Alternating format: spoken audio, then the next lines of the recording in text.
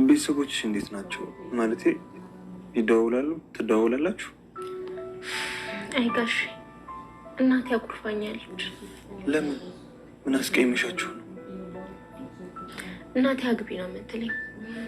ባል አምጥተውልኝ ነበር። ምን ባል አግቢ ነው? አዎ ጋሽ፣ እስከ መቼ ሰው ቤት ትኖሪያለሽ? አግቢና የራስሽን ህይወት ኑር እያሉኝ ነው። ለነገሩ እውነታቸውን እኮ ነው። እኔ ቤት ራሱ እኮ እንደ ቀልድ 6 ዓመት እኮ ሞላሽ። ከዚህ በኋላ ሌላ ቤት አልገባም። እንዴ ሲጀመር ከዚህ ቤት ለምትወጪና ነው? አይ ጋሼ እሱስ መውጣቴ እኮ አይቀርም። እንዴ ቅድስት ምን ማለት ነው? ለምን እንደምትወጪው? አይ ጋሼ እናቴ ባትለኝም እኮ ነው ያስባለሁ። ማግባት እፈልጋለሁ። እናቴንም ደስ ማሰኘት እፈልጋለሁ። ቆይ ጓደኛ ማለቴ ጓደኛ አለኝ የምወደው ልጅ አለ ብለሽኝ ነበር የሆነ ሰዓት። የምን ጓደኛ? እንዴ የምወደው ሰው አለ እሱ ግን አያውቅም ብለሽኝ ነበር እኮ። እሱስ አዎ ጋሼ እውነት ነው። እና እሱን ነው የምታገቢው?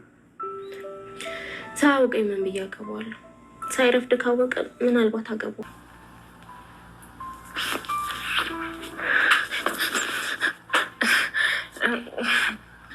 ጋሼ አንጥፌ ጨርሻለሁ። በቃ ተኛ አንተ፣ ደህና ደር።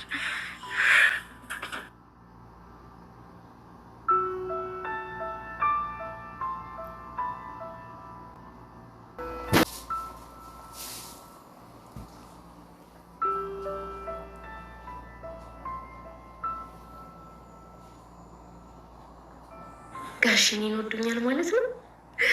ወይኔ ታድዬ፣ ጋሽንማ ባል አድርጌ 16 ልጅ ወልጄለት 8ቱን በዚህ 8ቱን ደግሞ በዚህ አድርጌ በቃ ደስታ ብቻ። አይ ጋሼ ለቀቀኝ ስሎ ቶሎ ይለቀኛል። አይዘኝም ነበር። ያልፈለግኩ መስሎት እኮ ነው። በእርግጥ ጋሼ ስርዓት ባለ ቅድስት እንግዲህ ያሰበችውንና ያቀደችውን እቅዷን አሳካችው።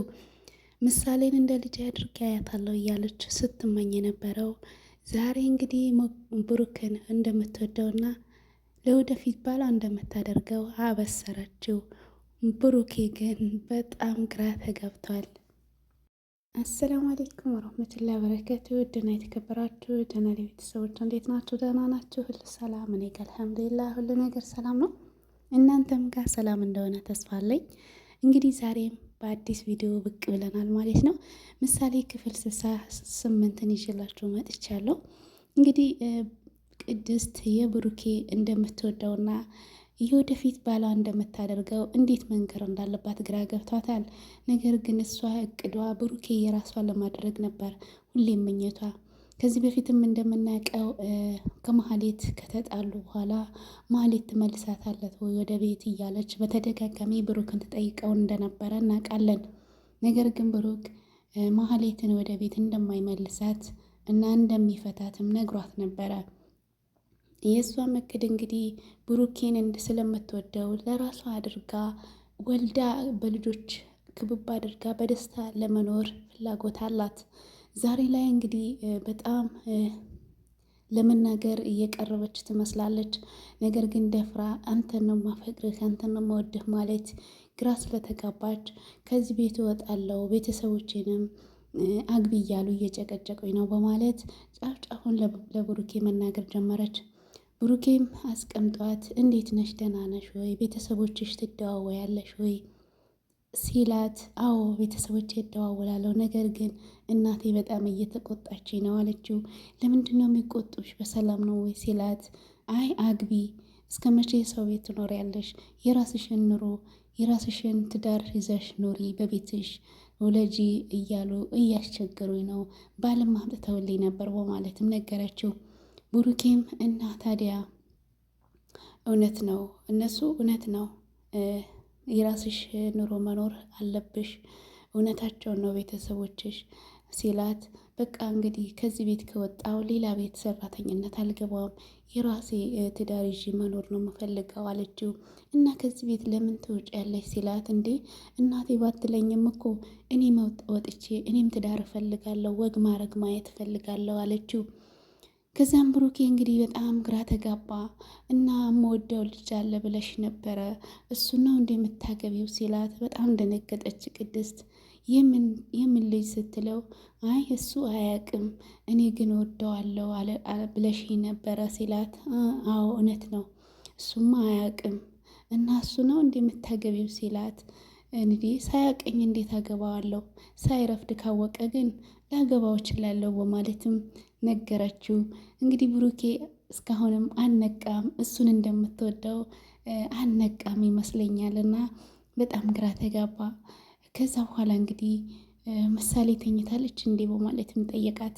አዎ ምሳሌ ተኝታለች፣ በዚህ ሰዓት ለምዶባት ተኝታለች እና ልቀስቅሳት እንዴ ስትለው፣ አይ በቃ ሂጂና አልጋይን አንጥፊልኝ፣ አንጥፈሻል እንዴ በማለትም ላካት። እሱም ግን አዝማሚያው ቅድስትን የወደዳት ይመስላል። ደፍሮ እሱም አልነገራትም እንጂ። በዚህን ጊዜ እሺ ላንጥፈው ብላ ወደ ክፍል ገብታ አልጋውን እያነጠፈች እያለ ነበረ ብሩኬ ከኋላ በኩል መጥቶ ያው መታ አደረጋት። በዚህ ጊዜ ቅድስት በጣም ደነገጠች። ውስጧ ግን በጣም ደስታ ተሰማው። ብሩኬ ይወደኛል እንዴ? ቢወደኝ ነው እንዴ እንደዚህ የመታኝ በማለትም በጣም በደስታ ከዛ ጋሼ አንጥፍ ያለው በቃ ተኛ አንተ ደህና ደር በማለትም ከክፍሉ በደስታ ፊቷ በደስታ የተሞላ ይመስላል። ከዛ ከክፍሉን ለቃ ወጣች። ልክ ወደ ሳሎን እንደሄደች በደስታ መፈንደቅ ጀመረች። እንዲህ ጋሼ ይወደኛል እንዴ ታድዬ በማለት እንግዲህ በጣም ደስታ በደስታ ሆናለች። ይሄማ ብሩኬን እኔ አድርጌ 16 ልጆች ወልጄ ስምንቱ በዚህ አድርጌ ጋሼን ማስደሰት ነው የምፈልገው በማለትም ለራሷ መናገር ጀመረች። ነገር ግን ለምን አይዘኝም ነበረ የማልፈልገው መስሎት ነው እንዴ በማለትም በውስጧ መሰላሰል ጀመረች። በዛውም ደግሞ አይ እኔ በወግ ማድረግ ነው እንጂ ማግባት የምፈልገው እንደዚህ ዝም ብዬ አይደለም ጋሽዬ ማግባት የምፈልገው እያለች ለራሷ መልስ እየሰጠች ራሷ በራሷ በደስታ ፍንድቅድቅ ብላ ሳሎን ላይ መዝለል ጀመረች። እንግዲህ ብሩኬስ እንደው ይገባው ይሆን? እሱን እንደወደደች ያውቅ ይሆን? ምንድን ነው የሚከሰተው? በጣም ደስ የሚል እንግዲህ ብሩኬና ቅድስት ከተጋቡ ለመሀሌትም እልህ ለመሀሌትም ቁጭት እንግዲህ ቅድስት እክሰዋለሁ በመሀሌት ጋሼ ተበድሏል፣ ብሩኬ በመሀሌት ስለተበደለ እክሰዋለሁ የሚለውን ሀሳብ አላት። እሱ በጣም ጥሩ ሰው ነው፣ የሚበደል ሰው አይደለም።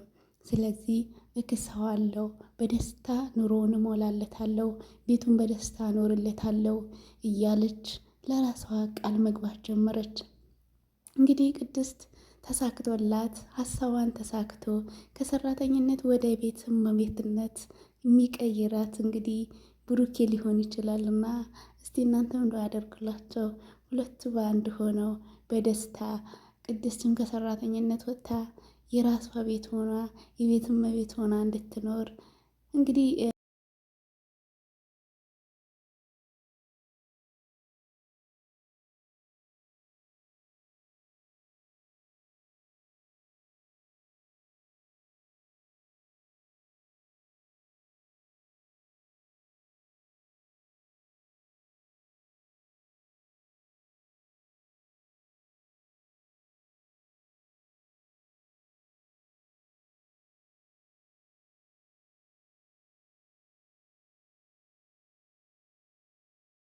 እናንተም እንደው ያደርጉላቸው።